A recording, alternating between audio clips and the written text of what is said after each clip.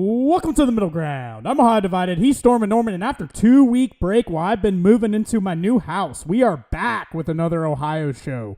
Let's start in Cincinnati, where the Bengals might have just found their savior in Joe Flacco. He's not turning them into a playoff team overnight, but he's made them fun again. He's giving guys like T and Jamar a real chance to have the seasons they expected coming into the year. And Norm, I've got a take tonight. One that I really like, and it ties the Bengals and Ohio State together. I really like it, but I'll run it by you later in the show. Now up north, the Cleveland Browns. A flat-out dominant win on Sunday, and Quinshon Judkins is showing he's already one of the better running backs in the league. But the question everyone's asking in Cleveland, is Dylan Gabriel the guy to build around? We're diving into that too. And finally, is the next Alabama dynasty being built right here in the great state of Ohio? Norm and I have been saying this all season. This Ohio State team is loaded. They're motivated. They're focused. And they're finally starting to get the national respect they deserve. Nothing to worry about in Columbus. A lot of these guys didn't play last year. A lot of these guys played very limited roles. They're hungry to repeat. And Ryan Day knows this is his moment to strike when college football is as open as it's ever been. We got a lot to get into tonight, and we're going to have some fun. Let's roll. Welcome aboard, Norm. How we doing? I should ask how'd the move go? It sucked. My back fucking hurts. I've done nothing but carry shit. Yeah, sounds like moving. Yeah, we have like shit everywhere. We basically have everything here now. We have like a bed here. We have like a couple recliners and a TV hung. Literally just like the little shit that I need, but we're still waiting on some other stuff. We sold some of our older shit, getting other shit, have to wait on that to come in, that type of stuff. So we're right in the middle of waiting on a bunch of that stuff. So eventually we'll get there. Well, no doubt. After the 2-week break, we got lots of different things going on. I guess, where do you want to start? You want to start with the Buckeyes? I think let's start with the AP Top 25. Just came out. I think that comes out on Mondays, right? I think the one thing, I'm pulling it up on my phone right now. I want to have it in front of me so I don't sound like an idiot talking about some of this stuff. But the first thing that just pops into my head, like Georgia Tech, top 10, number 7. Like, that is something you are not always used to, something that you're not always going to see. 7-0 standing alone there at number 7, moving up 5 spots from number 12. And we've talked about their schedule in the past and whatnot. I think that they're here to stay, and they're probably going to fuck around and find themselves in the playoffs. Yeah, I think the thing that'll be interesting is like with the collapses that are going on in the ACC. Like, I mean, Miami just took a loss. I think there has to be a couple teams. Yeah, Clemson's just dead. That I couldn't have been more wrong about them. But I think Louisville and Miami have to kind of hold their own water in their own way to kind of prop up the ACC, because I think the ACC is kind of in trouble to have 2 teams. I still kind of think there's going to be 2, whether it's Georgia Tech, Miami, Miami, Louisville. I think it'll obviously be interesting to see how, the end plays out here, but they're definitely in line. I know we talked a lot about how they didn't really have to face, what we thought at the time were tougher teams in the ACC. So the path is definitely there for them to make the playoff. I think another team to talk about, and they're perfect to talk about, when you're bringing in the recency bias with it. Vandy, now in the top 10 in the AP pool. And the thing is I think last week was, I know we kind of joke about LSU and, a lot of the stuff that goes on with them. But to me, I feel like last week was kind of the indicator that Vandy is for real, both offensively and defensively. I think the defensive side of the ball is obviously going to be something that, I think we'll have to continually keep an eye out for. But they were forcing, field goals and, doing well in 4th downs with LSU. And the thing is the rest of the schedule isn't too bad when you're, comparing a lot of the SEC, others, other schedules and whatnot. So I mean, this week is another big one for them. They got Missouri. We'll talk about that one later. But, you got Missouri at home, at Texas, home against Auburn, home against Kentucky, and then at Tennessee. So, you don't have to face Texas A&M. You don't have to face Georgia. You don't have to face Ole Miss. So they're dodging a lot of the teams that, I feel like we would be more worried about. So I think they're kind of the team I'm keeping an eye on for making the playoff yet. And I think last week was kind of the first one to, be like, hey, they're going to stick around. So I think it'll be interesting to see how they play Missouri, because I think the same could potentially be said for Missouri if they flip it around and go to Vandy and win. Their schedule isn't as nice as Vandy's is, but I think that's going to be a game that's going to kind of, set the stage for the playoff as, we're kind of hitting the end of the season. Yeah, I find it kind of funny. Before the year, Diego Pavia during the offseason was talking a lot of like big cash shit, just like popping his shit out there like, hey, like we are here to win a national championship. That's our goal. That's our expectation. And every single one of us laughed at it. I mean, you were Vandy. You're not going to the national championship. You're not making the playoff. But they've kind of fucked around and done exactly what Pavia said they were going to do. So they're definitely a team that's going to be somebody to watch out for. But I think when you look more into like the landscape of things, like when I think about teams that I'm worried about from Ohio State's perspective, first and foremost, I think Ohio State is the best team in the country. I think they're by far, they just look different. When you watch them compared to everybody else, they just look different on offense, on defense. They can basically do whatever they want to do. You can talk about the competition. You can talk about this. You can talk about that. We'll get more into that later when we get to the Ohio State segment. But when you consider teams that I'm a little bit worried about, or I think that are a threat to Ohio State down the road, I think Alabama absolutely is in there. Fernando Mendoza absolutely is in there. Or Indiana with Fernando Mendoza absolutely in there. And then Oregon with Dante Moore absolutely in there. Those teams worry me because I think that they have the offensive firepower to probably keep up with Ohio State. Obviously, we don't know what that looks like. Ohio State's defense has been absolutely, completely dominant to this point. But you don't know what that looks like with a Ty Simpson-led offense. Fernando Mendoza, Dante Moore. Like, those guys are going to be guys that go top 5, top 10 in the NFL draft this coming year. And I think they're legit top 10 picks. So when you talk about teams that are like an actual threat to the landscape of like the national landscape of college football and to Ohio State, I mean, everybody's chasing Ohio State at this point.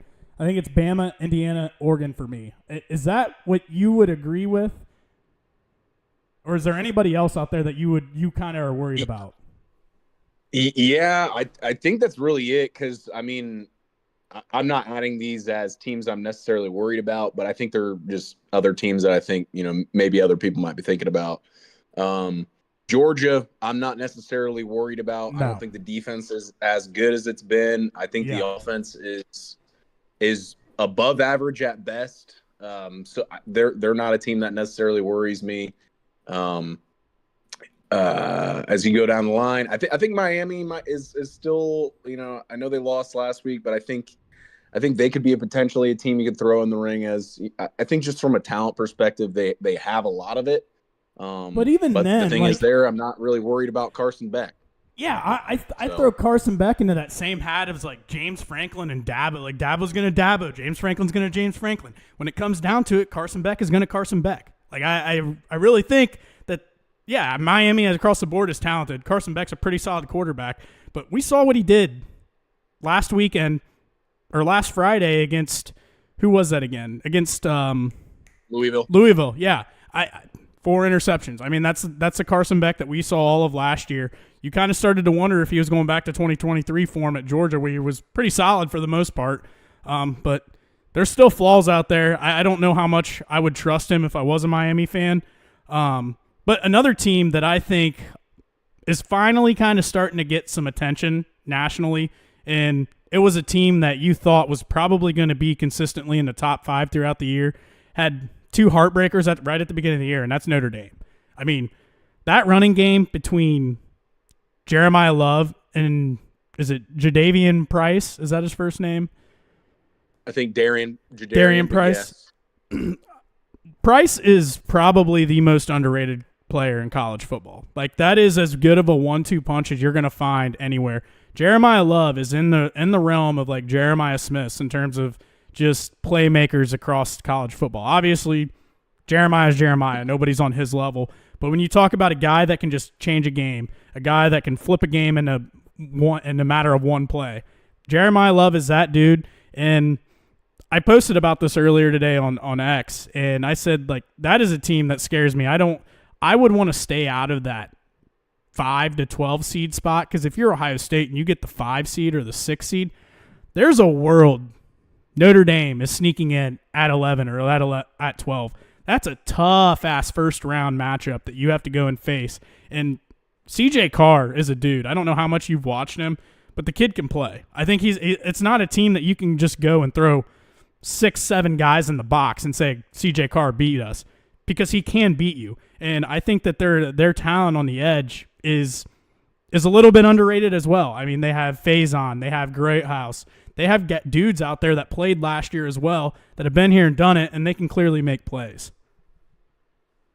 Yeah, and I think the thing with Notre Dame that kind of makes them even more interesting is the fact that they have 2 running backs. Because I think in college a lot of times, and I think it's kind of like when you go back to Ohio State last year, I think the fact that you have 2 makes both of them better. Both of them are fresh. Both of them, they both get in there plenty of touches.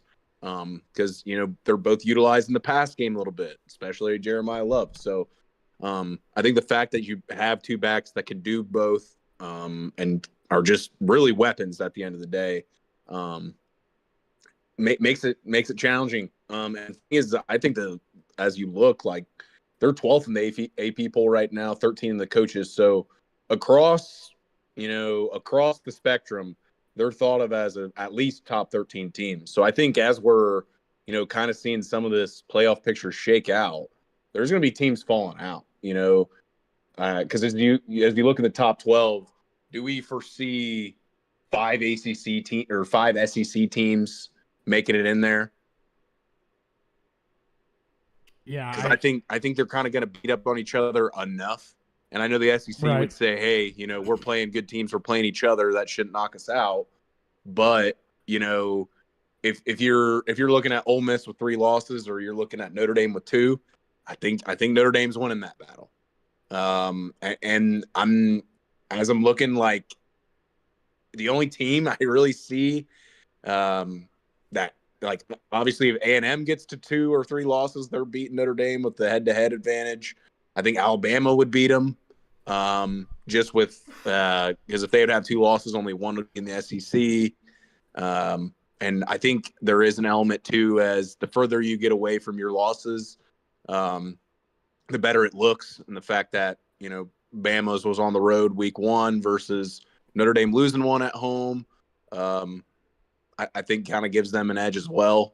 But the thing is it depends on if these teams lose or how they lose. But the thing is I kind of foresee Notre Dame passing them. Like, the Big 12 would need a team in here. Obviously, BYU's up there at 11 right now after, the Texas Tech loss. I'm still kind of – I'm not off Texas Tech. I still kind of think they win the Big 12.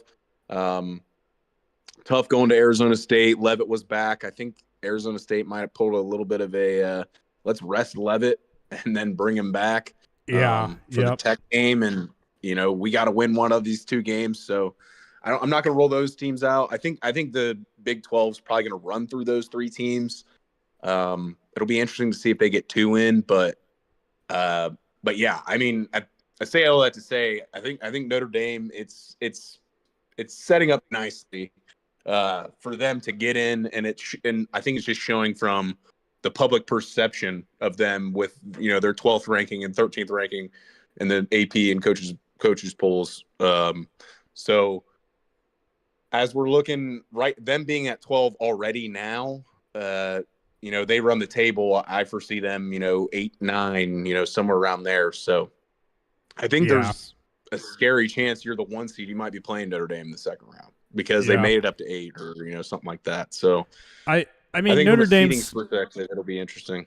Notre Dame's definitely going to win out. They got Boston College at Navy, Then they have Pitt at home, at Syracuse, and then Stanford at home. Like the hardest game through there is probably at Syracuse, and they're going to handle Syracuse.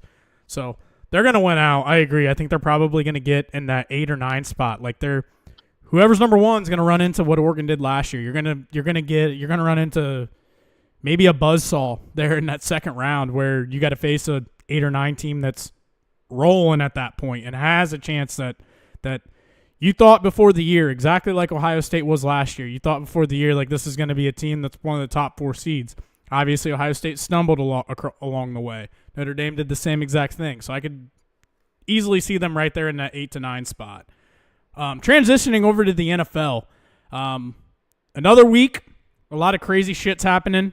JSN is absolutely tearing up the league with Sam Darnold. Sam Darnold's not a bad quarterback, not a great quarterback, but I think he has like the yards lead over Jamar by like 200 yards at this point.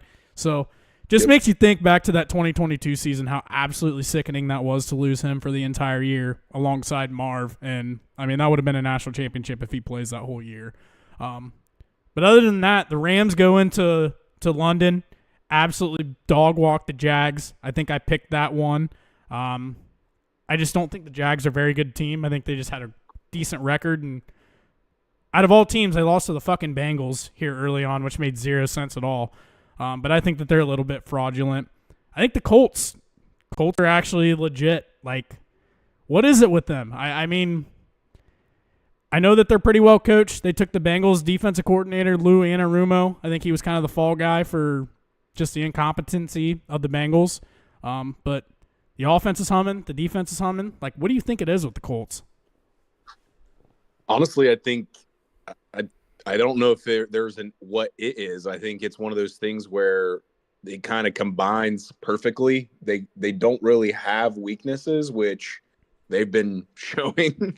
I think the run game, I think if I had to point one, I think it has to be Jonathan Taylor.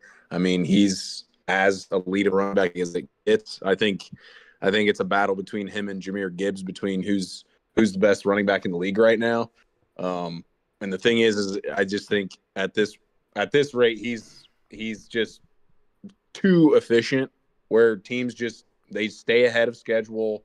They aren't really, in a lot of long third down plays. Daniel Jones has been, managing the offense and able to push the ball downfield enough to keep people honest. And I was not a believer in this Colts team. I think these last couple of weeks with the wins they've had and how they've had them, I'm starting to buy in. I mean, I've talked about how much I really love the Chargers going into this year. They really just handled them. And I think a part of that is, when you have a team that stays on schedule and they're continually getting first downs and they're scoring like every drive, you start pushing, and that's when you turn the ball over. That's when, you're trying to go deeper and you're getting sacked or, certain circumstances like that are happening. So I think the Colts have just been incredibly good at that. And I mean, if they're able to I guess the phrase would be stay on schedule, they're as good a team as it gets. And I'm someone who was not buying into the Colts early on. I had said probably 2 or 3 weeks ago I didn't think they were going to win the division. But I just think how they've been playing, I'm buying in more and more. And I think from the division perspective, I'm kind of on the same thing as you. I don't think the Jaguars are as good as what their record was. I think they're probably a 500 team. They're a good team, but I'm not sure they're a playoff team. And then the Texans just have too many problems on offense right now to catch them. They're already 4.5 games back. So I don't see them coming. So yeah, I mean, I believe in the Colts. I guess now would be time. If from the NFC side, is there a team that's speaking to you like that? If not, I can throw one out there. What do you mean? Just like a team that, like a Super Bowl contender? Well, maybe I would say surprise Super Bowl contender, because I think the Colts would fall into that category where we weren't really talking about the Colts as being a Super Bowl contender, but now, after we're watching them play some games, we're coming to that, conclusion. I mean, you have your regulars, the Lions are up there, obviously the Eagles. I mean, I would say the Colts. I think another thing to make note of, you constantly see their owner on the sideline, like wearing the headset, listening in to how things are going on. Like you see players and things like that giving her hugs after the game. I think that she's just kind of built a good culture there and everything.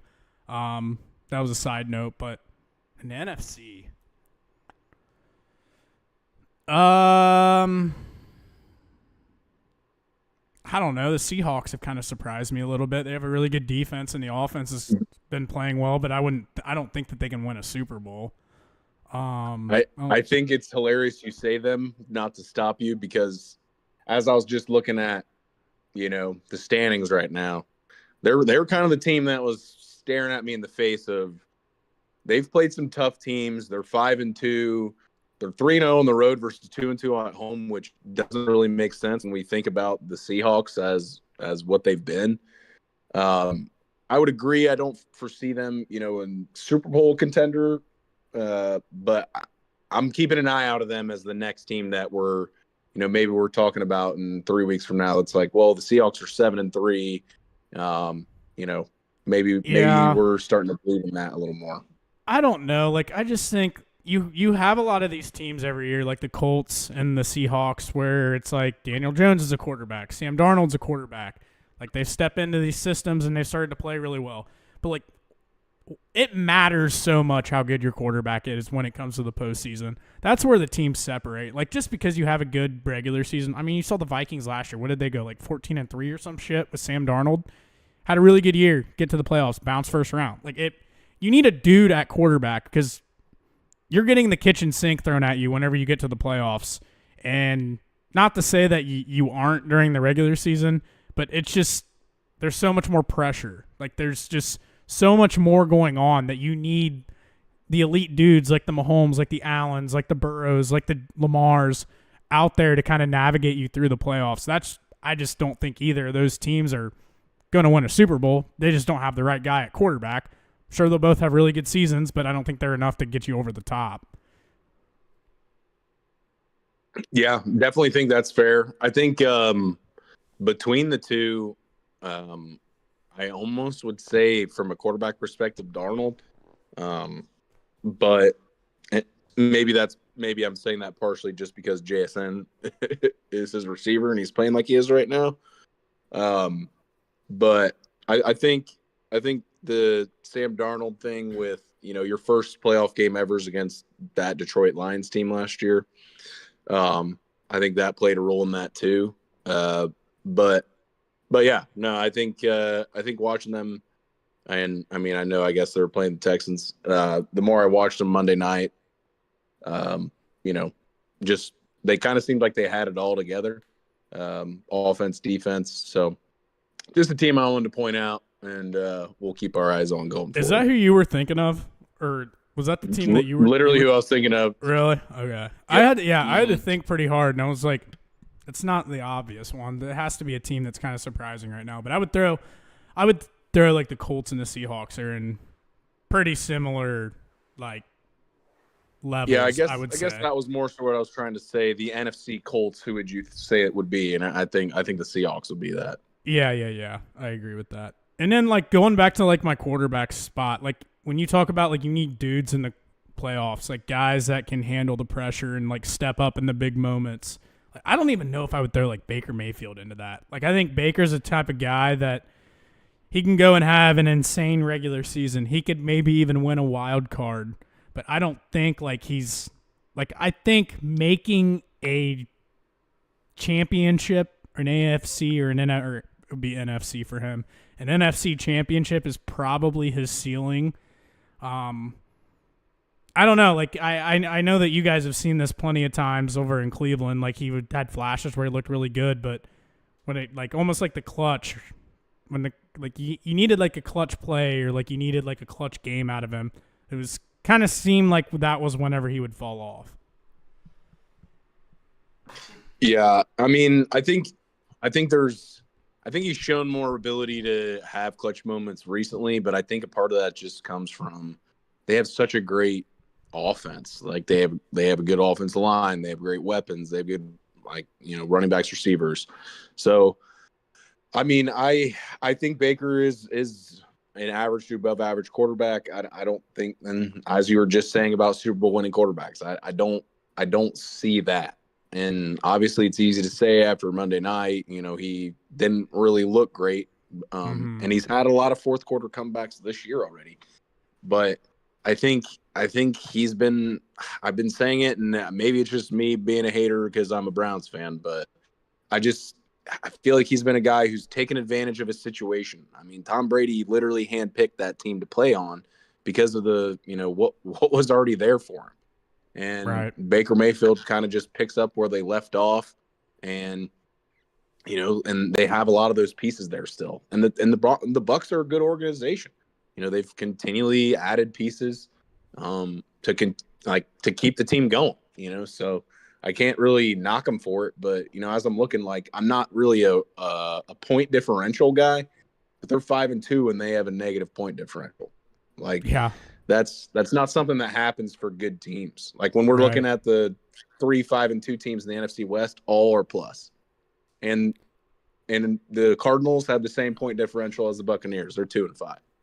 So a lot of that has to do with some clutch moments, but at the end of the day, I think that, you know, we'll call that, you know, ebbs to the mean, where, you know, they may not be as good as what everybody was giving them when they were 5-1 going to play Detroit.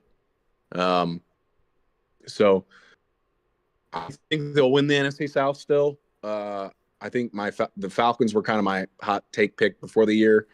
I think the Falcons are probably a year away yet. Their offense is electric, but it just simply doesn't put enough points right now. I don't really get it. They got the weapons, but anyhow, I think there's a lot we'll figure out in the next couple of weeks. I think this is kind of the make or break time of who are the real 5-2 teams. There's so many teams at 5-2 and 4-3 right now that we're going to figure out who the real ones are, and we'll get to some of that later when we, you know, talk about next week. But yeah, the season's shaping up.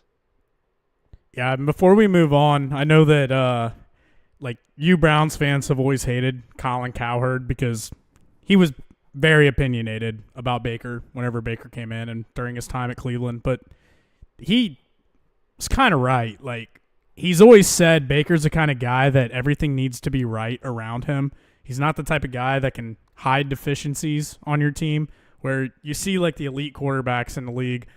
Like, if you're not very good in a spot, it's okay because you have Patrick Mahomes, because you have Josh Allen. Like, you have guys like that. Where Baker's the type of guy where if you have a bad offensive line, you don't have a great running game, you don't have very good weapons, he's not the type of guy that's going to elevate you everywhere else and hide those deficiencies.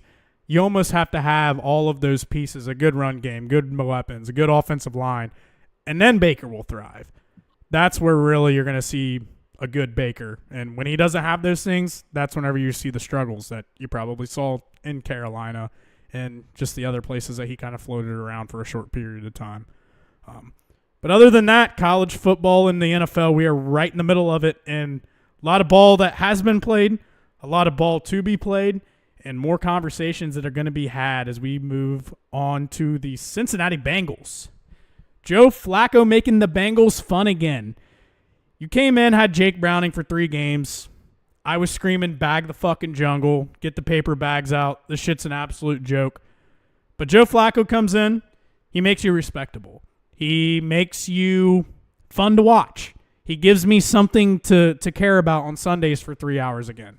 Because for the 3 weeks that it was the Vikings, the Broncos, and the Lions, it was literally like, I'm not even going to watch this anymore. This isn't even worth my time. It was literally that bad. He comes in, creates a spark for the team. I think that, I don't know, like, they're not a playoff team. I'm not going to sit here and act like Bengals are back, going to the Super Bowl again, making the playoffs, yada, yada, yada. Like, the defense is still horrible. I'm sorry. I know that there's a lot of Bengals fans out there on Twitter especially that they like to look at the positive side of things, and I do too. Yes, I would probably say I'm a little bit more critical of my favorite teams than most, but like it's almost like delusional sometimes. When the defense is still not what it needs to be, the offensive line is still not great. although Flacco only got hit one time Monday night or Thursday night. But they still have so many deficiencies where this team is not really going to, I don't really think, do too much. They're probably going to end up at 7-10, 8-9. Draft about 15th again. I've come to that's probably the reality. That was the one thing that I feared of Joe Flacco coming in. I knew that he would probably be an upgrade over Jake Browning. I didn't love it because I knew it would probably throw us into that state of just mediocrity where we're probably going to be 7-10, 8-9, draft right in the middle again. And when you're in the middle, you're kind of nowhere. You're just in dead man's land, and you're drafting guys like Shamar Stewart, reaching for guys. Shit that you've constantly done time after time after time after time. But I can't control that. I can't do anything about that. I don't want to sit here and just constantly bitch about them. Still not happy with Zach Taylor. He still needs canned. The front office is still a joke. They still can't draft. But I think that there are some things to be excited about, and they are at least entertaining for the time being. So I will take that alone as a win. Just some other things. I think Amarius Mims is starting to shape into a really good right tackle for them. Had TJ Watt in an absolute body bag. I don't know. Watt really didn't do much of anything. I honestly think TJ Watt is one of the more overrated players in the NFL. I think it's hilarious whenever people try to compare him and Myles Garrett. Like, if you just simply watch the games, it is not even close on who the better player is. Other than that, DJ Turner, corner out of Michigan, I think he's in his third year. Starting to really turn in. I would say he's probably at least a top 10. Hopefully by the end of the year, I can confidently say he's a top 5 corner in the game. But that dude stepped up. Like, he has played some really, really, really good ball the past few weeks. And kind of a guy that I was starting to get excited about last year, but ended up tearing his ACL, I think, in the Chargers game. He was starting to play some good football. But he's back now. He's healthy. Looks like he's picking up right where he left off from last time. But, Norm, this is where I want to talk to you. I have a take here. You ready for this? Give it to me. All right. Would you say it is fair to say, maybe not like this year, but like when you just compare like Michigan and the Browns, would you say like their style the past 5 years are pretty similar in terms of run the football and have great defense? Yeah, simplified to that, yeah. And then would you say that like the Bengals are a little more similar to like Ohio State, where obviously Ohio State's defense is the last 2 years has been better, but if you look at it over the course of the last 5 years, like in 2020 it wasn't great, 21 wasn't great, 22 wasn't great, 23 was finally whenever the defense improved. But to keep it simplified, like they're more of a team that you need to score a lot of points. You had a lot of talent. You had a lot of guys on the edge that is more like get the ball to your playmakers, like exactly how it is for Ohio State. Would you say that Ohio State and the Bengals are like in a way similar to each other? I mean, yeah. I mean, when you're comparing it like that, I mean, it's making some sense. Yeah, I see the vision. Okay. So this has been my biggest thing with Zach Taylor in Cincinnati. So I'm going to simplify this down to like a baseball terms. So whenever you are a hitter at the plate and it is a 2-0 count, what pitch do you think is coming? Fastball. Exactly. So I'm not saying don't consider yourself Shohei Ohtani. Like Shohei Ohtani's not seeing a fastball. But if you're just a normal guy, 2-0 count, you're probably seeing a fastball. And what I think you really saw Ohio State do during the playoff last year, and what I noticed Zach Taylor do on Thursday night, was I would consider 2-0 counts kind of like a first down in football, where if you are going to go out as the Bengals, as Ohio State, and it's first down, and more times than not, teams are probably running it on first downs. If you just turn around every first down, hand the ball off, like you're probably going to find yourself in a lot of second and longs that put you in a chance of being in a lot of third and longs from there. What I'm saying is whenever you're a pitcher and you have a 2-0 count, as a play caller, we saw Ryan Day do it during the playoffs. We saw Zach Taylor start to do it on Thursday night. You get a lot more creative on first down where you're throwing the ball a little bit more. You're doing a little bit more motioning. You're doing a little bit more play action where you're not as predictable, where a defense can just hone in on the run, stop the run, and put you in second and long situations. Do you follow me here? Yeah, I do a little bit, because from a Browns perspective, I think that's something that from a fan perspective a lot But of people like were what banging I'm the saying, drum for running the ball every play, and you're not really but if like you know it's going to the be a run Browns, ball. the Browns in Michigan are historically so good at running the ball that even when I know on defense that you're running the ball, they can probably still go get 4 to 5 yards. When Ohio State and the Bengals, when I know you're running the ball, you're probably not getting much because the run game is not great. Where Ohio State and the Bengals need to throw a curveball or a changeup in that 2-0 count because you got to do something that's going to throw off the hitter a little bit. You have to do some play action. You have to throw the ball around a little bit. So then later in the game, when it's the third quarter and you've been creative on first down, that's when you can start running the ball on first down, and that's whenever you can start busting some runs. You saw it Thursday night with the Bengals. It was their best run game of the year, and it was because they were creative on first downs. They weren't sitting there running the ball like they had been historically all season. It was a 2-0 count. They weren't just throwing fastballs over the plate to hitters. They were throwing off-speed stuff. They were hitting locations. They were doing play action. They were throwing the ball around. They were getting the ball to Jamar. They were putting Jamar in motion. They were making the Steelers play on their heels that set them up for successful second and down plays, successful third down plays, and then that allowed them, you saw the run start to gash because you weren't so predictable as the game went on. And you saw that same exact thing with Ohio State last year. What did they do against Michigan? Tried to turn around, hand the ball off every single play, and that got them absolutely nowhere but a 13-10 loss in a game that they were favored by like 25 points or whatever it was. That's where I'm saying Ohio State and Michigan, or Ohio State and the Bengals, more so the Bengals. Like, when it counts 2-0, Zach Taylor cannot be sitting here just running the ball and being predictable, basically, is what I'm trying to say.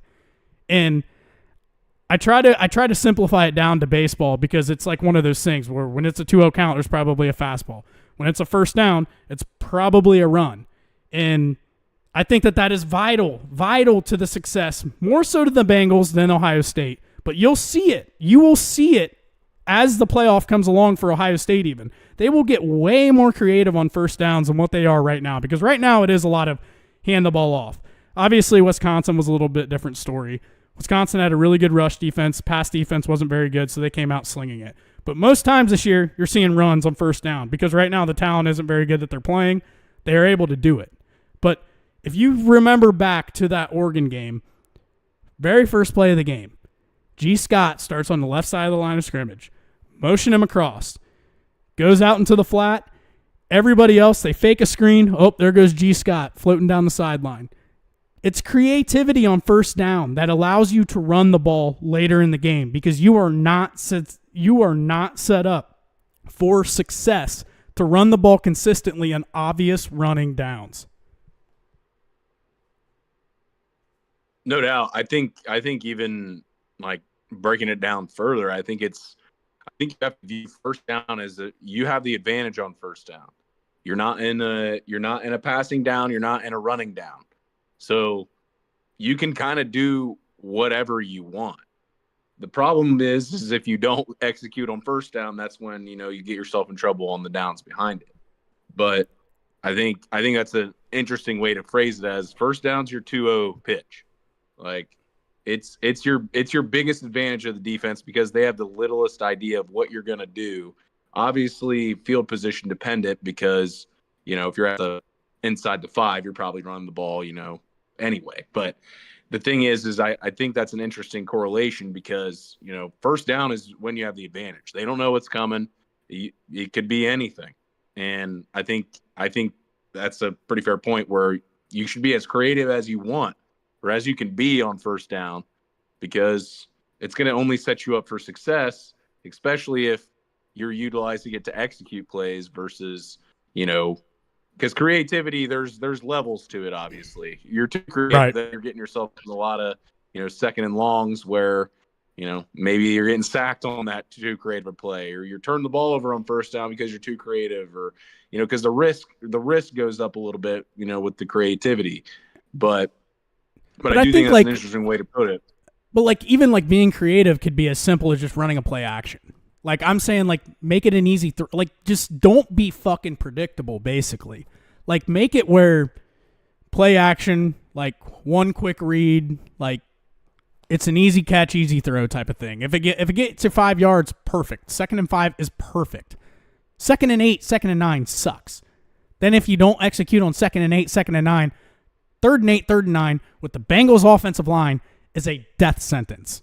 And that's what I saw differently. Zach Taylor deserves credit for play calling Thursday night because I saw a lot of creativity on first downs. And when I said creativity, it wasn't anything crazy. It was play action, sending guys in motion, like getting the ball out quick, like things that they weren't doing earlier in the year. They started to do. And I think that he realizes I don't have Joe Burrow back there anymore, so I need to be a little bit more creative on first downs to set us up for success.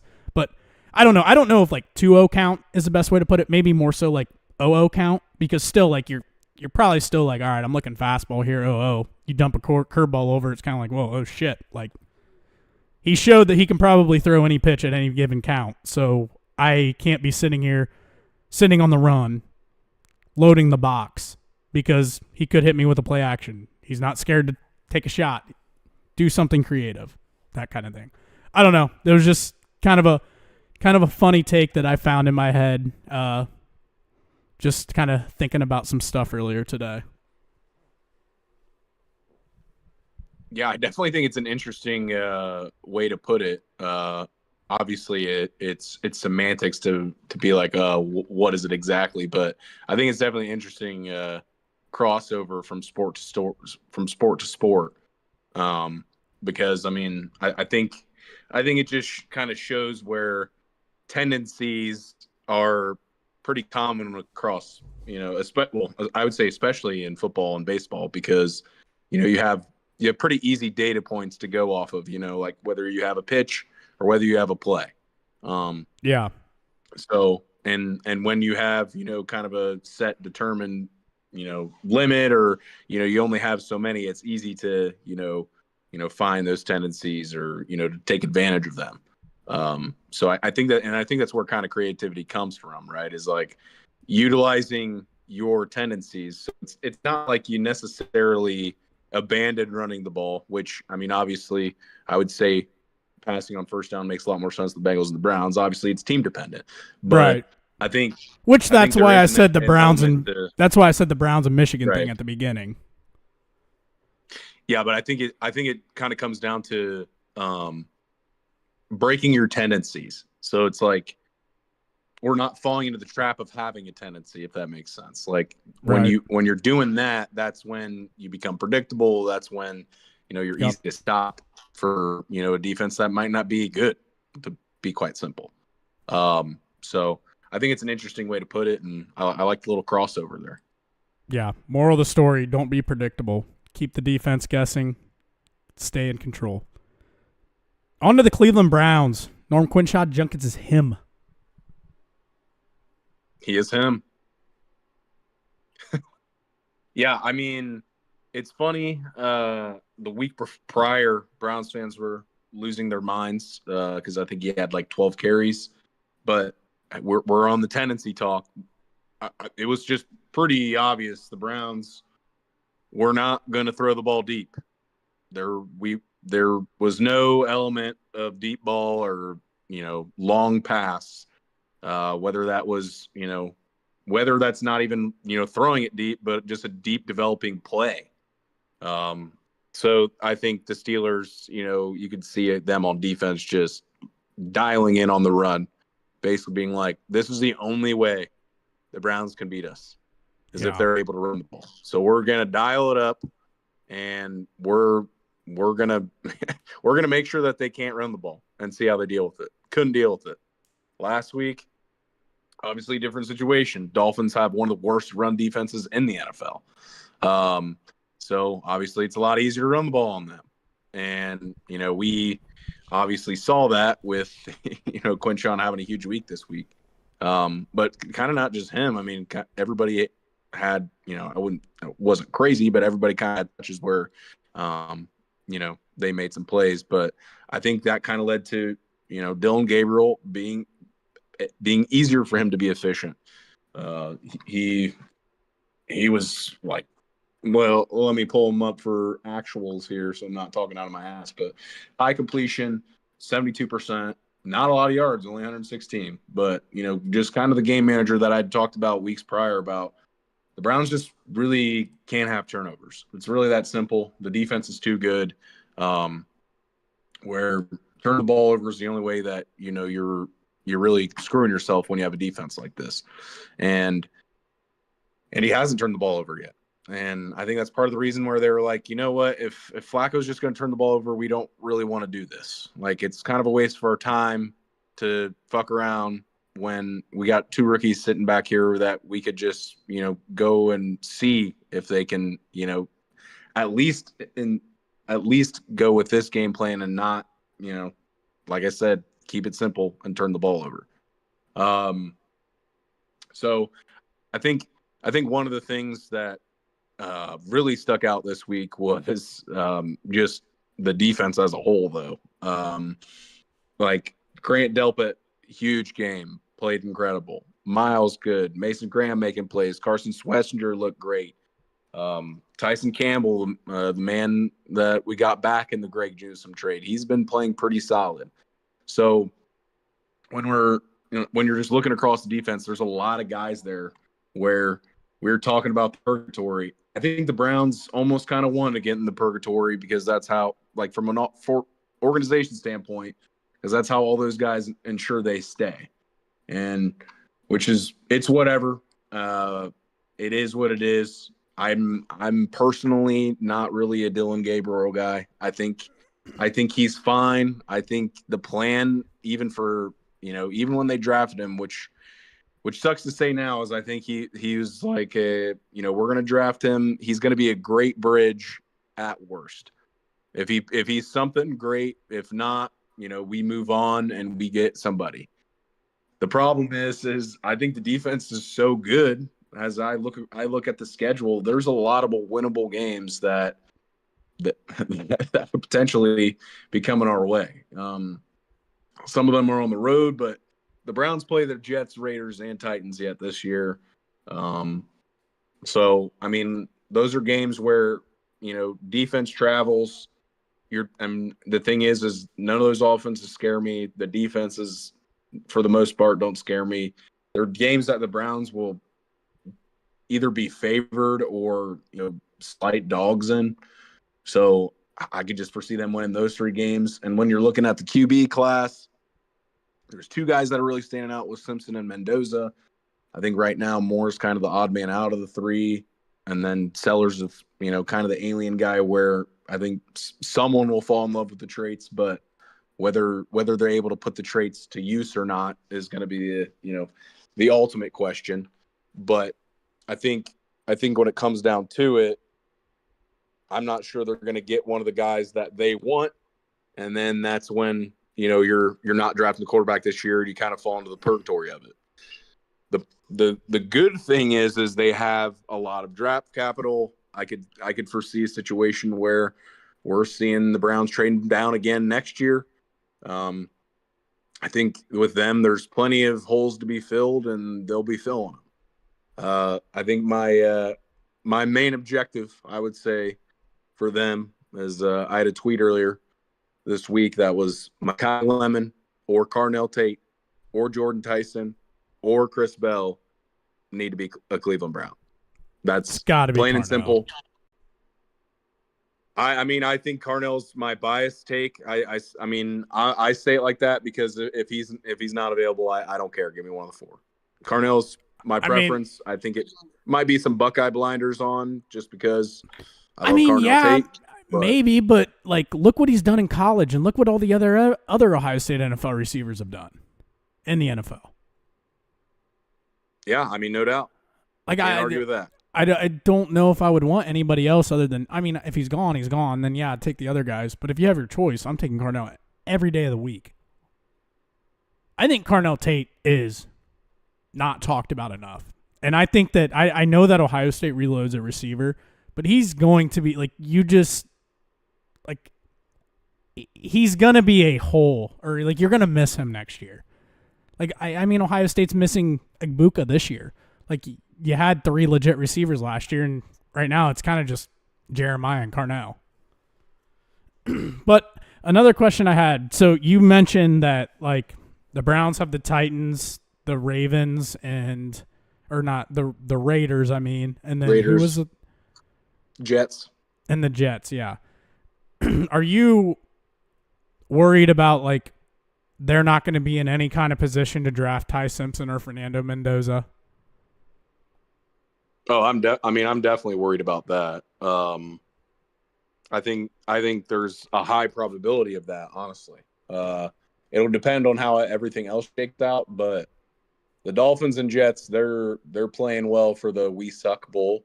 The Titans, I don't worry about drafting a quarterback, but they stink. I mean, they're going to have a new coach. They're going to have a new coach. You never know. I probably won't, but I mean, you never know. I feel like their plan will be, we draft this guy one. You better be able to utilize the guy we just drafted one. And I feel like it hasn't really been a Cam Ward thing. I feel like he's been solid. They just suck. I mean, they're kind of a Browns in a way offensively. They don't even have a Judkins. I mean, Ridley's supposed to be that guy, hasn't been great. And then when you look at the rest of their weapons, a lot of them are young guys like Ayo Manor, the DK guy. I just think they're not there yet. I mean, when we're looking at them, they have quite literally scored the least amount of points in the NFL, and they haven't scored 100 yet, and everybody else in the league has. But when looking at the Titans, like I don't foresee them taking a quarterback, but I guess that's possible. But I mean, going down the line, Raiders, I mean, we'll be fighting with them. I don't see the Giants taking a quarterback, but Saints, you'll be fighting with them. Cardinals, you'll be fighting with them. That might be interesting too. Yeah. So I think there's just a lot of teams that'll be there that potentially might want a quarterback. I think this quarterback class is still good. I think it's funny how it shook out because it's not the guys we thought were going to be. We always knew this was a quarterback class. We just didn't think it would be these guys. Like none of these three guys. We picked the wrong ones. Exactly. It wasn't just us. It was the entire world.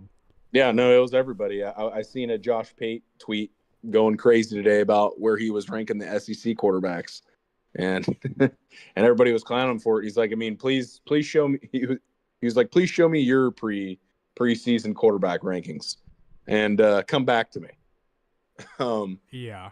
But yeah, I mean, like I think the guy out of all the guys we had talked about, or I guess two guys, I think Sellers is still there. I think it's South Carolina, so I think he gets a little bit more of a benefit of the doubt.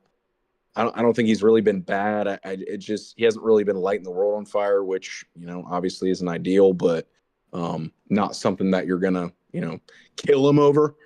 But I think Nussmeier still gets some intrigue. I don't think it's gonna be a first round anymore, but I think he's still gonna be around. But in terms of the Browns, I think right now for me it's really, I mean, Ty Simpson and Mendoza are 1A, 1B, and I'm probably going Sellers third just because I have a personal liking to him. Because coming into this season, he was the guy I said was my number one. But I mean, I guess Dante Moore, I think has been good. They're just, the problem with a lot of these guys is they haven't played in a lot of big time games. They haven't had a lot of reps besides Mendoza, and I think quarterback has proven to be a position where you want guys to have as many snaps as possible. And this is a good weekend for you to figure out Sellers. This is a good weekend. Bama at home. That's an interesting game. Don't be like that's. I know South Carolina's 3-4. Bama's rolling right now, but that's on the road at South Carolina, and South Carolina's has Sellers. I'm not saying they're on upset alert. Bama's on upset alert, but that one could be interesting. I mean, so you'll get to see Sellers in a big game. So that should be one you should tune into and see where your opinion falls after that game. Yeah, I think the thing is the problem. Oklahoma last week gave him a lot of trouble. That's probably going to be one of the better defenses he's going to play. I don't think they have a lot of weapons. I think it's pretty much Harbor. That's really only really guy that stands out to me as I've watched. Honestly, I haven't watched a lot recently because they fell off so hard. But I think they're, as a piece, I think he's someone that you could turn into something that could be great. Like, I wouldn't be shocked, we come back 5 years from now and we're like, why was no one talking about Sellers? He was doing some crazy stuff, but the thing is it wasn't like a Pat Mahomes type of doing crazy stuff. Like, he's not scoring 70 on teams and losing 77-73. He's just kind of having flash in the pan plays where, he's avoiding sacks or, making a play with his legs or throwing a deep ball or whatever it is. But as I look, like, every game against a ranked opponent that he's had, I guess, excluding the Vandy game where he got hurt, he had 5 sacks. He was sacked 5 times against Missouri. He was sacked 5 times against LSU, and he was sacked 6 times against Oklahoma. So he's on his ass a lot, which is never good for young quarterbacks. And I think it's a big part of the reason why South Carolina's been bad. They have a bad offensive line, don't got a lot of weapons to get it out quick, and he's getting beat up for it. Is it okay for me to take my flowers? I mean, this past summer, I said that South Carolina sucks and their coach was dancing on TikTok and shit, which I find that hilarious. I post videos making fun of people dancing on TikTok. I really do not give a shit that people dance on TikTok. I just think it's hilarious. People get mad at me like, why do you care so much? Anyways, I was shitting on South Carolina saying that they sucked and no wonder that they are never in the college football playoff. And I was called some very, very, very mean things by a lot of Gamecock fans. How's that looking now? Sorry, you guys are just frauds. Yeah, I think obviously last year just stayed in people's minds. I mean, they were good last year, but if I'm looking at last year, like, lost to LSU, lost to Mississippi, lost to Alabama. Most LSU and Alabama were close. Beat A&M and beat Missouri. I think the big thing was they beat Clemson on the road, and everyone was like, this team's really good. Yeah. And then they lose to Illinois in the bowl game, which I definitely didn't expect myself. But I think it's interesting looking at Sellers' numbers because when you're looking at the passing numbers, I'm looking at these big games. No touchdowns, 1 interception against LSU, and I'm just going passing. The rushing is what it is. Like, he's a great runner, but just passing. Ole Miss game, no touchdowns, a pick. Alabama game, 2 touchdowns, a pick. Texas A&M game, 2 touchdowns, no picks. And Missouri, 5 touchdowns, 1 pick. Or Clemson all had no touchdowns, 1 pick. So not really lighting up the scoreboards in any of those big games. So I think the more I'm looking at it, the more I'm like, there's probably a lot more building that needs to be done with him because I think there's a lot of sacking that's been happening. I mean, because I'm looking back at last year and a lot of these big games, he's getting sacked 4, 5, 6 times. So, and I think that's something that's hard to beat out. I think that's part of the problem that's been happening with Shador. I mean, and not to bring him back up again, but I think a lot of these guys in college have to kind of go play hero ball and run around, and then they're getting sacked a lot, holding the ball a lot. That's not the game you can play in the NFL. That does not translate to the NFL at all. Yeah, for sure. I agree with that. Both of those guys, especially Shador. I mean, his offensive line was terrible. He was constantly having to run around and make plays, and the defensive line and the just defensive guys in the NFL, they're much quicker. You're not able to run away from them like you are in college. Other than that, anything else on the Cleveland Browns, Norm, before we get on to Buckeyes? No, but it was very fitting that I got into draft talk while talking Cleveland Browns. That shows that the season is really getting underway. Well, I think we'll both be doing a lot of draft talk as the weeks go on, so you're not going to be the only one. But Ohio State, 7-0, going into a bye week, and they've looked absolutely dominant.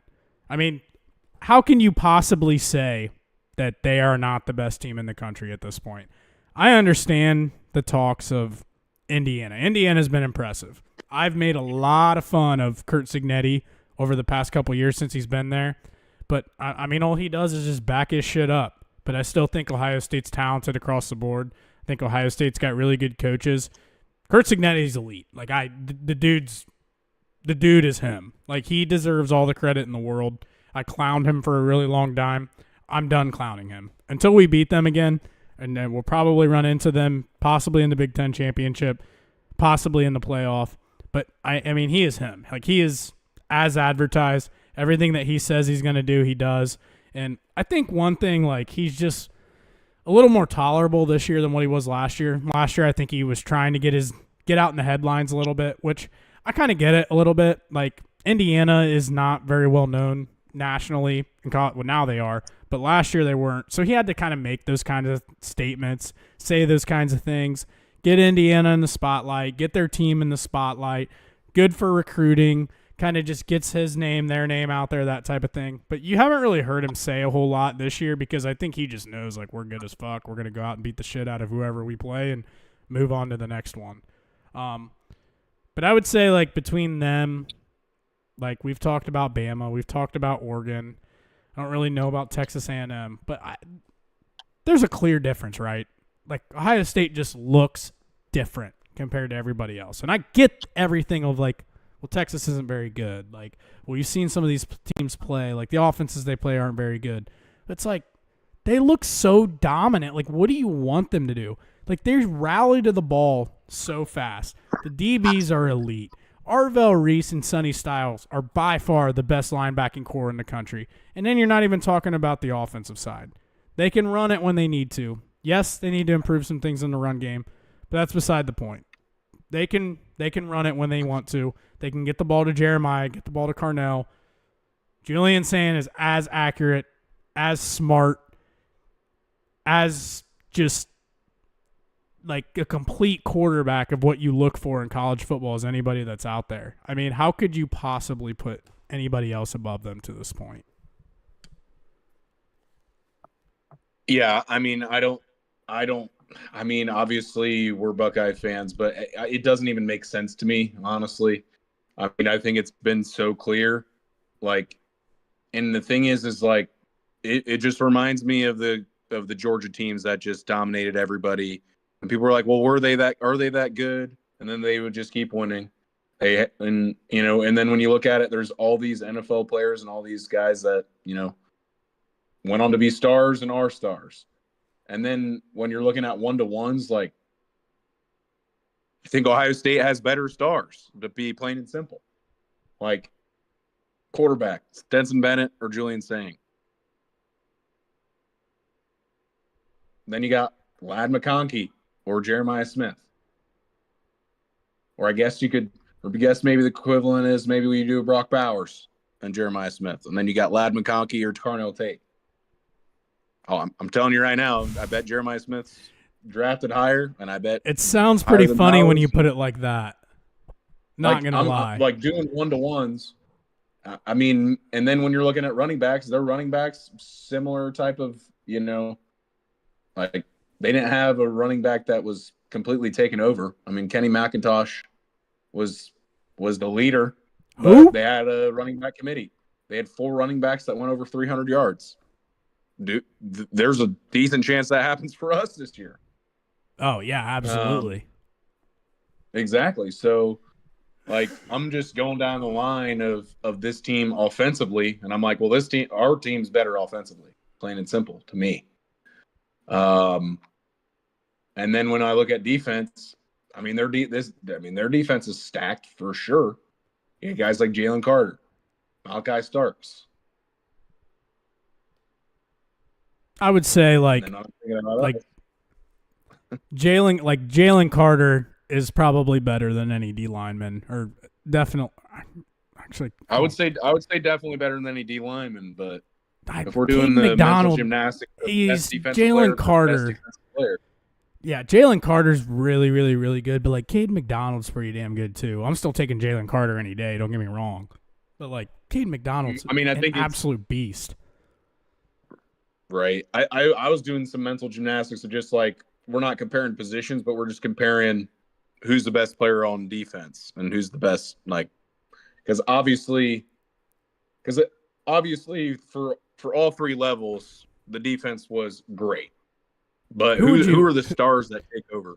Who would you call Ohio State's best player?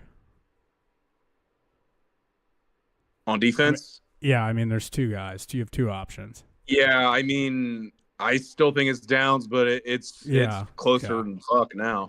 Yeah, I agree. I just think Downs plays a position you just don't realize what he does. He covers up so much. Like I'm telling you, he's a legit quarterback out there on the defense, getting guys in the spots they need to get in. Like, I think the way to think about it is like, what are the end results? Like, how's the passing been going against us? Like, no one, you don't see throws across the middle a lot. But even then, Ohio State's DBs have been sticky as fuck with opposing receivers. Like, there's guys like getting separation on them. And then you throw in like Igbinosun's been pretty solid. Jermaine Matthews has been really good. And then you're also like Devin Sanchez is a legit guy now. Like, he's not a rotational piece. He is part of the defense. True freshman out there playing. Like, this defense is just loaded everywhere. Like, it's every single spot. There is not really a weak spot on this defense. If there's a spot where you're like, that's probably worse than everywhere else, it might be that other defensive tackle spot. But Tywan Malone's been stepping up and playing really good. Will Smith Jr. is starting to play better. Like, I don't even think whenever you say, like, that's a weak link, like, I don't even think that's, like, a bad thing. They're legit just that good everywhere. Yeah. And the thing is like, I think the best way to equate it is, like, in terms of prospects. Like, how good is this guy? Like, how good is this guy when we're looking at the NFL? Because that shows you how good this guy really is, right? And, like, I think Ohio State, when it's all said and done, may have more first rounders, which is crazy to say. Because you have, who would you say is a first Jalen rounder? Carter, Jordan Davis, Nolan Smith. Who would I say is first rounder? Reese for Ohio State Downs. right now. Reese Downs. Maybe McDonald. I think I'm not going to co-sign it yet, but I potentially. Sonny Styles, I think, has a good shot. Igbinosun? I could see him going like 27, 28, like a contender that just needs a corner. Yeah, maybe. I would probably lean more second or third for him. I think the guys that would be first are probably some of the younger guys. Like Sanchez, I think will be first when it's all said and done. I think maybe Matthews has a better chance, honestly. Matthews' thing, though, like we talked about this at the beginning, like the NBA and the NFL love intangibles. Matthews is just a little small for a corner, but, I mean, he can play. But you know how that goes when it comes time to draft. I think those are the guys that turn out to, like, I think a good, I'm not even saying comp, but a guy that, like, when he said small, rings true. God, why can't I think of his name? Corner, Chiefs, Washington.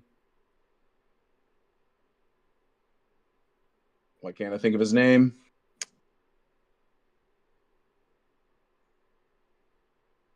Trent McDuffie. Yeah. Like, not a big guy, and a team like the Chiefs sneak. Where was he drafted? Was he a first? 21st. 21st. And he's 5'11", 193. Let's just do a side-by-side here. I think Jermaine Matthews is – I think he's 5'11". Yep. Trent McDuffie, 5'11", 193. Take a guess at Jermaine Matthews. Probably like 191. 5'11", 190. Yeah, so same guy, basically. So that's where it's like, I don't think he's going to go early because of it, but I think if he like kind of stays on pace with what he's doing right now, I could see him sneaking in there. Yeah, I think so too. I think Iggy just has, like, when you talk about size, Iggy's biggest thing is his size. He's so big and such a physical corner. Obviously, we've seen he has a little bit of a handsy problem at times. But, I mean, like, even Jeremiah, I was listening to something the other day. They asked him, like, which corner is the hardest to go against in practice? And he said Iggy. So I could see that. Yeah, that kind of like just that amount of weight, like Jeremiah Smith is saying that, like that's something that NFL scouts are going to hear and just like drool over. He's got the intangibles, and you know how the NFL is. Like, oh, if he's got a deficiency, he's got all the other tools. Like, we'll work with him. Like, we see that all the time in the NFL. Yeah, that's why it wouldn't shock me by any means. I just think I think the grabbiness is something that is like, I know he hasn't been called for as many penalties, but I feel like that chatter is just still out there. He's been better. And he's still been grabby. He's been better, but I think like that Illinois game, I think they missed a couple. He was getting pretty handsy in that game. Oh, yeah. But before we move on to your picks and whatnot, Norm, like I hate to be nitpicky, but obviously there's always areas that you can get better. There's always places that you can improve. Like at least for me, like the right guard spot, Tegra Chabola is like not it there. He is an obvious issue. You just watch the games and you don't see runs pop to the right side. Like you see him getting beat in pass pro. I think that you really got to take a look at Josh Padilla there. They threw him in, I think, late against Wisconsin, but probably not enough to really evaluate exactly how good he is. But I don't think that they have a guy who's emerged at that spot really. But I think that that's huge, like to the run game and moving forward. And like Ryan Day came out this week and said like there's going to be extreme focus on that right guard spot and trying to get this run game going. Like I want to say like the run game issues. Wisconsin had a top 15, top 20 rush defense. Like, don't get me wrong. They are good, well-coached, not easy to run the ball on, and the pass defense was their deficiency, which is what Ohio State attacked.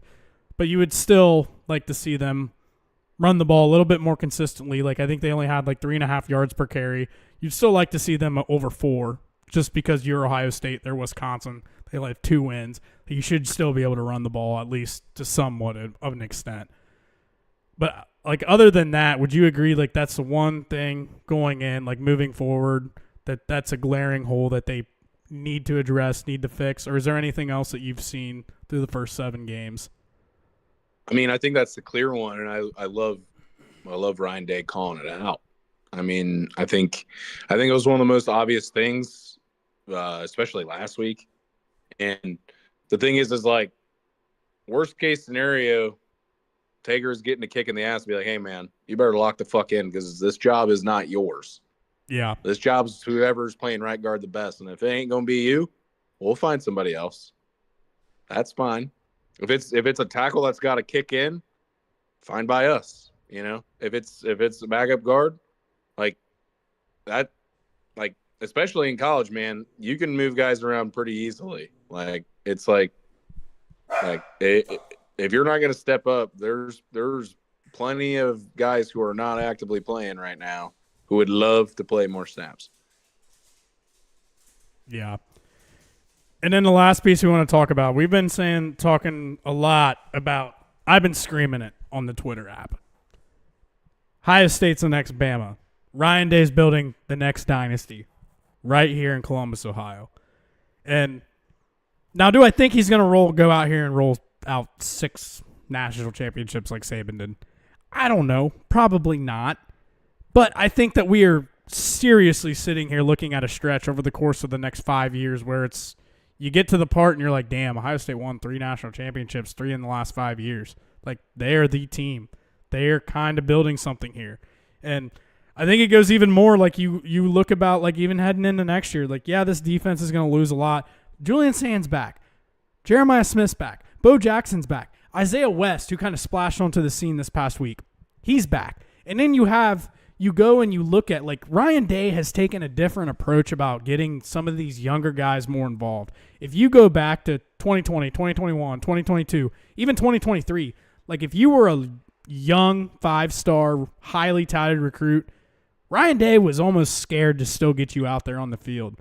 But you have seen a clear difference from last year, even going into this year especially, where he is making a conceited effort to get these young guys out there, get them playing time, rotating them in some of these games in spots where he's not afraid of like the talent to go out there and to make stupid mistakes.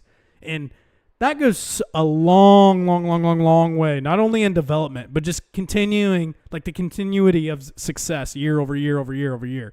I saw a tweet this week. I think there's 8 freshmen right now that have played like significant snaps for Ohio State. And it's not just like, oh, we're up 70-0 on Grambling. Go take the last 10 snaps of the game.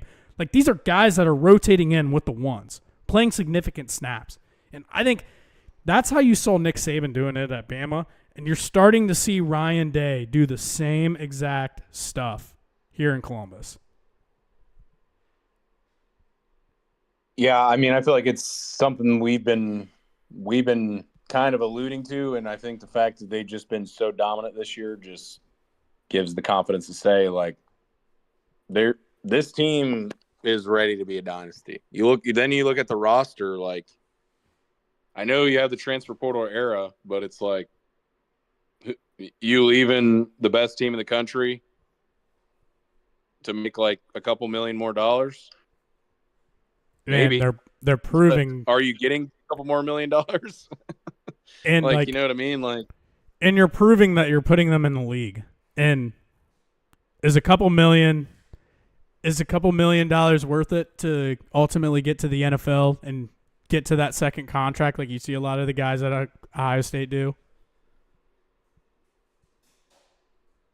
Yeah, I mean, I think that's the biggest thing that they have is pointing at the NFL and all the guys that are cooking in there.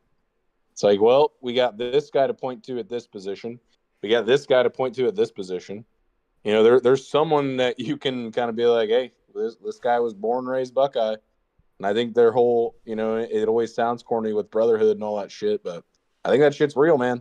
Like, guys are coming back to games and like staying in touch with the program. And I think that shit's huge for, you know, continuing success. Like, those Bama guys, they love saying they're from Bama, man.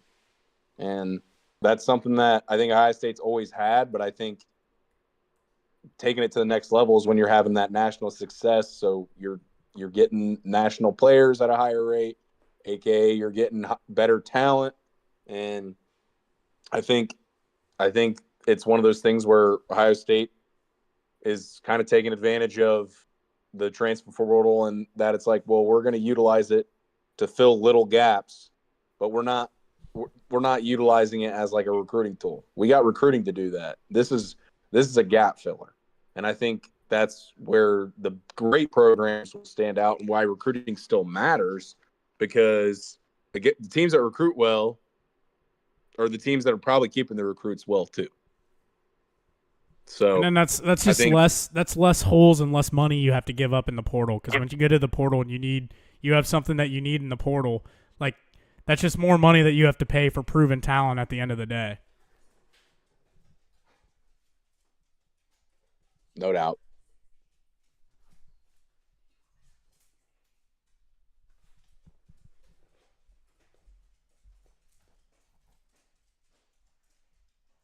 All righty, you got any last remarks on Ohio State before we get to your picks? I do not, but I do have one remark, because the NBA, it's the opening night was last night, and as Shaq said today, the real one is today. So something that hasn't happened in a century has happened tonight. VJ Edgecombe, rookie from Baylor, scored 34 in his debut as the Sixers go to Boston and win. I say this, I've been banging the VJ Edgecombe drum since watching him on the Bahamian national team as like a 17-year-old before he even went to Baylor. And this dude absolutely cooking. 34 in the first game. The Sixers can go fuck themselves, honestly. Luckiest fucking organization ever to have all their shit blow up in their face, and now they end up with an all-time player. So not triggered about that at all. But I was also saying he was the second best player in the draft to flag, and not acting like I'm right after day one. But I just just wanted to tout that while it just happened literally right now. But got to pat myself on the back for a good take. So I had to throw that out there. I would also like to say I was able to watch the end of that game because I have a box. So all of you should also go get a box because you can watch any NBA, any MLB, any college football, any NFL. Fuck NFL Sunday Ticket. Fuck Amazon Prime. Fuck Netflix. Fuck Hulu. All that other stuff. Go to getabox.com for $25 off. All it is one payment of $350, and you get any movie, any TV show, any game that you possibly want. So I was even able to catch Norm's Miami Heat tonight, and I was able to catch the Cavs game, and I was able to catch the Celtics game. And I'm about to watch my favorite team, the Minnesota Timberwolves, here next. Outside of that, Norm, let's get on to your picks. We've missed a couple weeks, so this record probably not fair. And if I had to guess, you're probably going to tell me, well, I did really good the last couple weeks. We just weren't able to track it. I won't lie. Last week, college football was not good. NFL was great. Week before that, college football was awful. So it's fine. We're just acting like none of that even happened. And we're moving on to this week. We missed a couple weeks, so I'm just gonna get in my bag and throw a lot of fucking games out there because why the fuck not? All right, we got 10 of them on the docket. To get it started, you got the Minnesota Vikings visiting the Los Angeles Chargers. Chargers favored by -3. Is this a get-right game for Los Angeles? It is indeed. I got two things here. Carson Wentz. Still not going to believe in Carson Wentz. How's it only 3? Fine. I think because he's been fine. The Chargers are so up and down. I guess that's probably partially why too. I mean, the Chargers last 3 or here's the Chargers last 4 games. Lost by 2 touchdowns to the Colts last week. Beat the Dolphins by 2 points the week before that on the road. Lost to the Commanders by 17 at home the week before that. And the week before that, they lost by 3 at the Giants. So they haven't exactly been playing well after their 3-0 start to the season. So I think it's a major get-right game. I think they kind of need it, to be honest. Obviously, their run game is a little interesting with all the injuries they've had. I'm a Justin Herbert believer. I still think he's really damn good. And at the end of the day, to me, this is Carson Wentz versus Justin Herbert. I'm going to take Justin Herbert at home to cover. Yeah, I agree with that one. 3 does not seem like enough there at all. On to the next one. USF visiting Memphis. Memphis 5.5 dogs at home. Norm, you told me this week you're going to roll with the teams that are at home. So why are you taking Memphis? What the hell do you know about Memphis? Well, what I know about Memphis is they lost to the Fighting Trent Dilfers last week. And I'm joking because Trent Dilford was literally fired. And his intern, Chris Mortensen's son, if you're familiar with his work, RIP, they lost to UAB, who had, I believe, 1 win going into that. And that was Memphis's first loss. AKA, I think they've been circling this USF game on the schedule the entire season. This is their season. I think this is we'll call this the pre-playoffs for the group of 5 teams. I think these are probably still the 2 most likely group of 5 teams to make the playoffs. Memphis has kind of had their number in recent years, beating them the last, I think, 3-4 years. So say it all to say, I'll take Memphis at home to cover. I'm not sure if they pull out with the win. I think coming off the embarrassment of last week, and then coming back home, I think they're going to keep this one close. I think it's going to be a close game. Give me Memphis plus 5.5. Perfect. Norm, we got a question in the chat from Jack Day. He wants to know your thoughts on Madison beer. Hot. That's all you got to say? That's it? I'll be honest. That's literally all I know about her. Shout out Huey. All right, next game on the docket. The red-hot UCLA Bruins fired their coach, and they are hot. Taking them as 24.5 underdogs on the road at the Fighting Curt Cignetti's. Norm, Curt Cignetti and his squad have been absolutely dog-walking anybody and everybody. They went into Autzen and handled Oregon. They absolutely butt-fucked Illinois. Why are you going against the Hoosiers?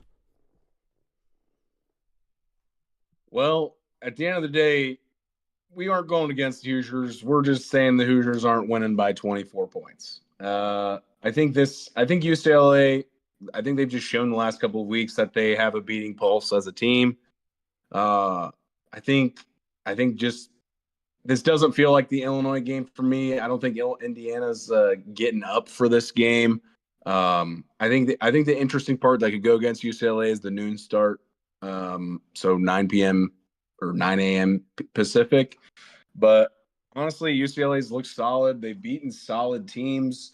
I believed in Maryland as like I won't say I believed in them. I thought Maryland was a solid team.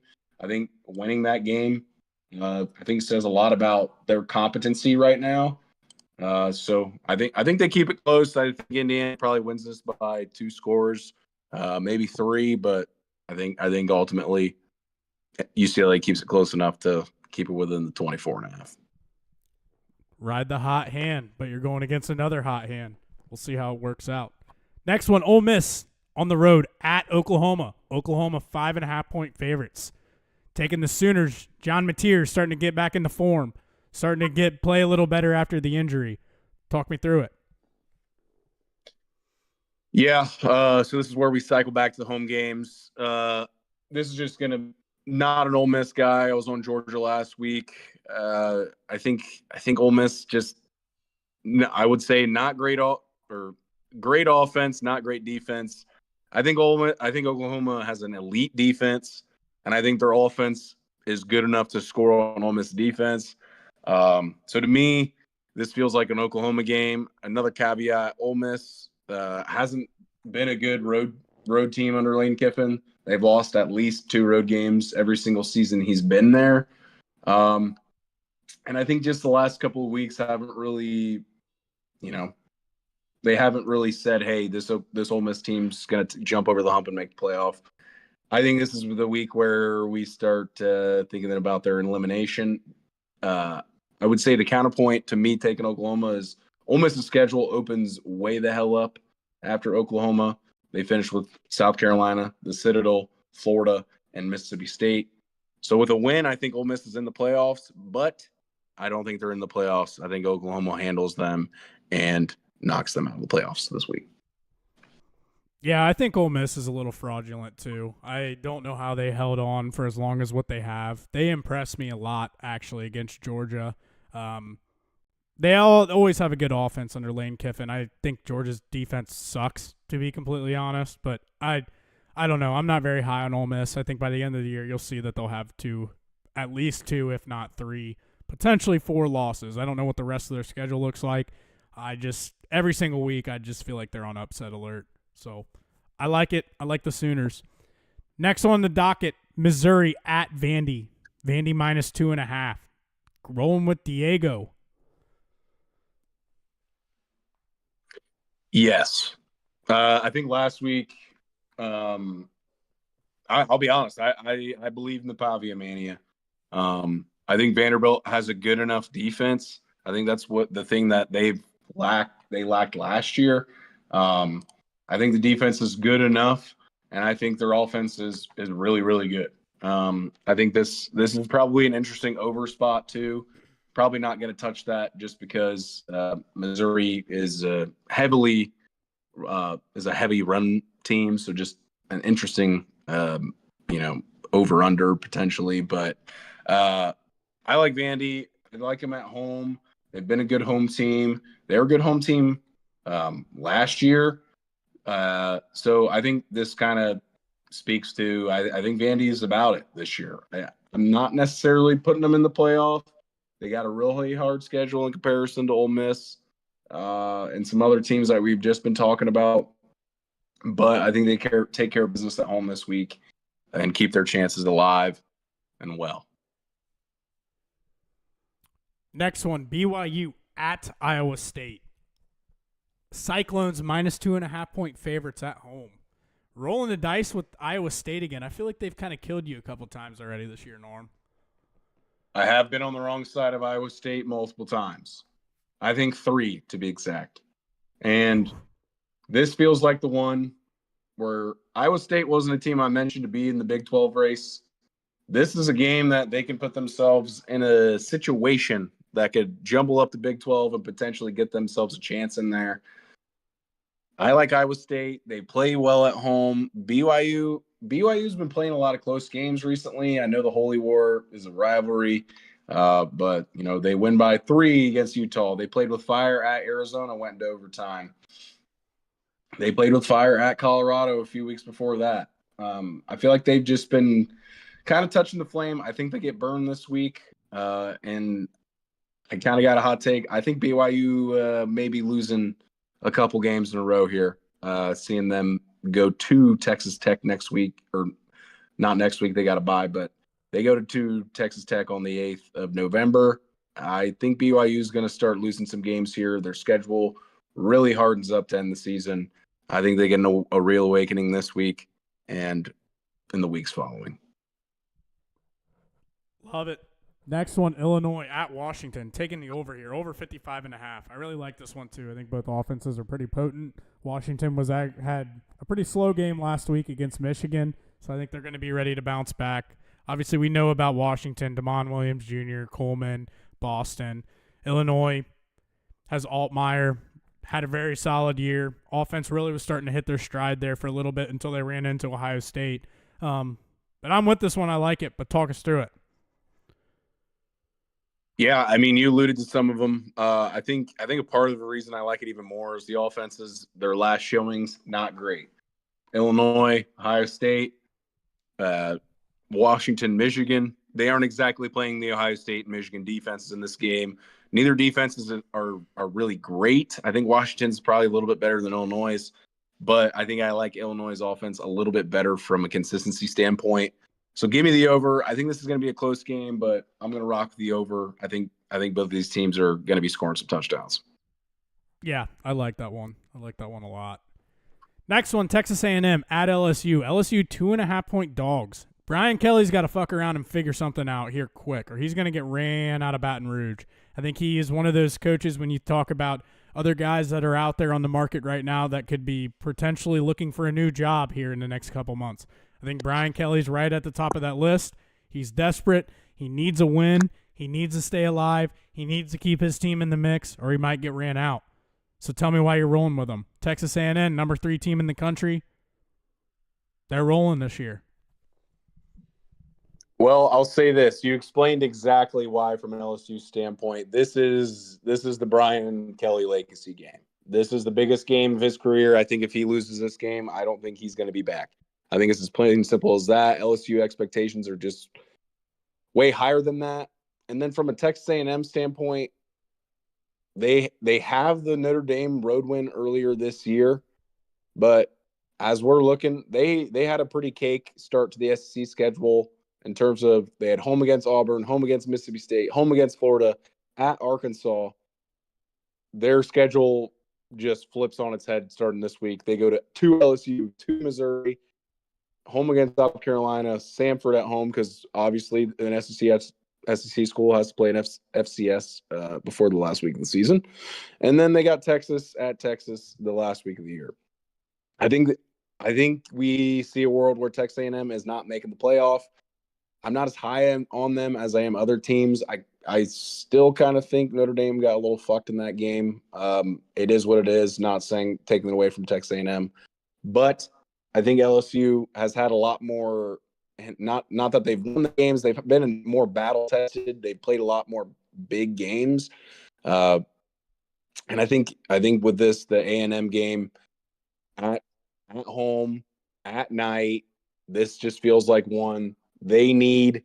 And at the end of the day, I'll ride with it because their lives are on the line.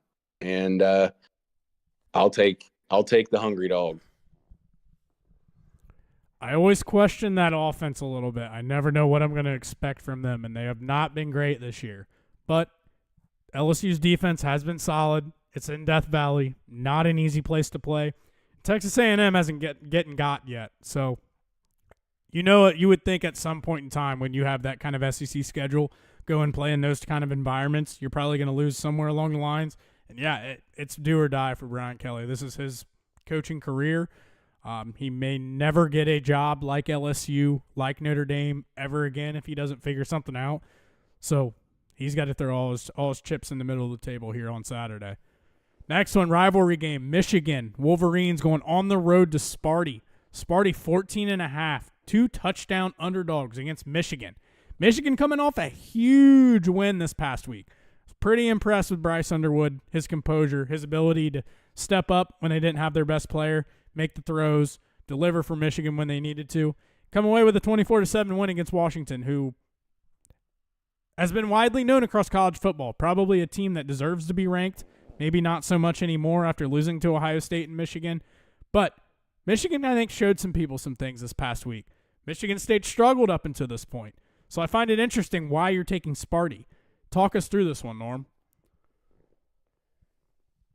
Yeah, so I'll start with I love Aiden Childs. I think he's a good quarterback. I think he has some similar situations of weapons. I like Nick Marsh as well, but this just feels like a game. Again, it's similar to the LSU night game. Michigan State's been kind of struggling recently.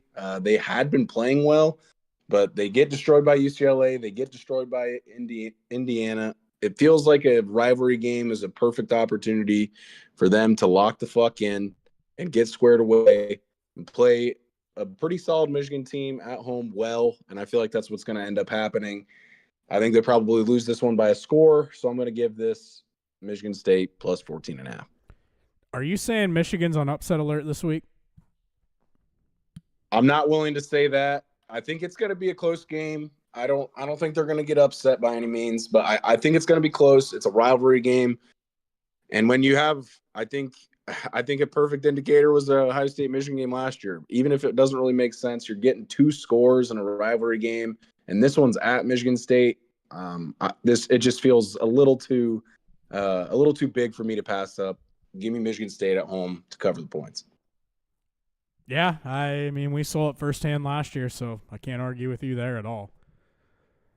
Next one, Bills minus 7.5 on the road at the Panthers. This just seems like a game where the Bills are probably going to win by at least a couple scores. The Panthers are not a good football team, and yeah, I don't have much more than this. I like this one. Let's hear it. Yeah, I think the Carolina Panthers, I would throw them in the Jags category. A little fraudulent. They're coming off some interesting wins, but their wins have been at home, but they haven't been against the Buffalo Bills. I think the thing is Josh Allen. We look at his last game, losing to the Falcons on Monday night. And the game before that, losing to the Patriots on Sunday night. A nice 1 p.m. game where he can just where there's just zero pressure and I can just lock in and score 40 points and beat a team by 20. This feels like a game the Bills win by 20 points. I'm going to take them minus 7.5. It feels like the Bills are a team that love blowing teams out. I look at last year, they win 1, 2, 3, 4, 5, 6, 7 games last year. They won by 20 points or more. And it feels like that's going to be what happens in this game. It kind of screams it. I kind of look at week 2 when they beat the Jets 30-10. I'm kind of feeling that. So if you're feeling spicy, alt line this one, but I'll just take the Bills minus 7.5. Yeah, I like that one too. I think the Bills are a lot like the Lions, where they like to step on teams' throats if they can. So I could definitely see this one being like a 20-point blowout. So I love the Bills minus 7.5 as well. And for the last one of the night, Browns plus 7 on the road at the Patriots. This seems like a good opportunity where you're probably going to run into a second-year Drake May as a quarterback. Browns defense is the best in football. They have the best defensive player, if not one of the best players in football, in Myles Garrett. I think this is an opportunity where it's going to be really low scoring. I think that it's going to come down to the Browns' offense doing enough to stay within 7 points. I mean, they could fuck around and even win this game, to be completely honest. If you can create some turnovers and create some manageable drives, short drives for Dylan Gabriel, I think that you could definitely see the Browns win this one. But if the Patriots can limit turnovers and make the Browns drive 80 yards, 70 yards, go on long drives, I'm not sure if they can do that consistently, and I can see the Patriots winning. But yeah, I think the defense alone is going to put the Browns in a position to be within at least a touchdown of the Patriots. So let's hear your perspective on it. Yeah, the Browns aren't exactly a great road team, but the Patriots haven't been a good home team either. They've lost to the Raiders and Steelers at home this year. This game kind of feels like the Steelers game to me. Good defense that kind of causes a little bit of chaos. Obviously, I think the Browns defense is even better than the Steelers defense is. And Drake May's still pretty young. He hasn't played a lot of ball yet.